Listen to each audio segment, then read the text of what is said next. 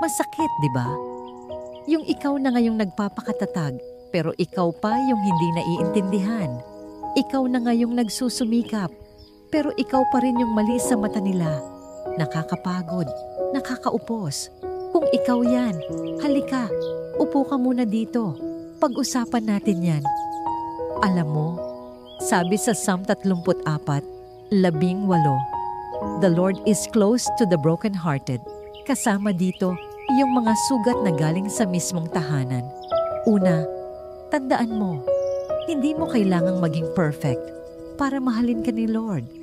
Kahit hindi ka magets ng family mo, gets ka niya. Yung mga iniiyak mo sa gabi, kilala niya isa-isa at hindi siya nagsasawa sa'yo. Pangalawa, hindi weakness ang maramdaman mong nasasaktan ka.